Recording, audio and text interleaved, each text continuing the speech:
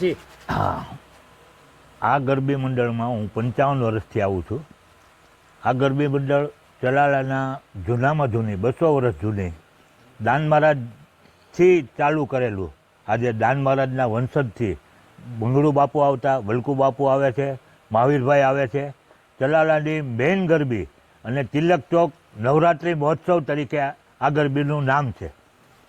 આ ગરબીની અંદર બેઠી ગરબી છે, એટલે કે અર્વાચીન ને પ્રાચીન ગરબાઓ ગવાય છે અને બધા ખેલૈયા બધા રમે છે અને બહુ જ આનંદપૂર્વક ચલાલાના દરેક સામાજિક આગેવાનો, રાજકીય આગેવાનો તેમજ વેપારી મંડળ, વેપારીના ભાઈઓ અને ભક્તજનો ગુણના સાંભળવા આવે છે અને ગુણના ગાવા માટે ગાયક કલાકારો, જે તમે કોઈ પણ કલાકારને બોલાવો અને લાખો રૂપિયા આપવા પડે એની કરતાં અહીંયા એ મજા આવે છે કે આજે વિદેશની અંદરથી, કેનેડાથી સાંભળે છે, લંડનથી સાંભળે છે, જ્યાં આપો જાય છે, જે મીડિયા તરફથી જાય છે, તો એ લોકો અહીંયા એટલું બધું કહે છે કે ભાઈ તમે તિલક ચોક ગરબીમાં જાઓ કેમ નથી ગયા, આવા સવાલ કરે છે.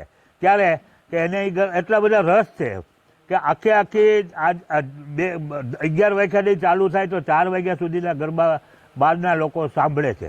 અને માતાજીને અમે એવી પ્રાર્થના કરી કે આજીવન અમારી ચલાલા નવરાત્રિ મહોત્સવની ગરબી રહે અને એના આશીષ ચલાલાના દરેક સભ્યો ઉપર આવે એવી અમારી પ્રાર્થના છે. જય દાન મહારાજ, જય અંબાજી.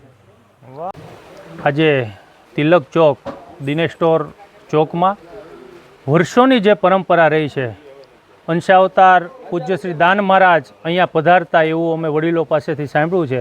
ત્યારની જે પરંપરા છે કે 8મા નોરતે પૂજ્ય શ્રી દાન મહારાજ પધારતા અને આજે પૂજ્ય વલકુ બાપુ મહંત તરીકે અહીંયા 8મા નોરતે તિલક ચોક ખાતે પધારે છે.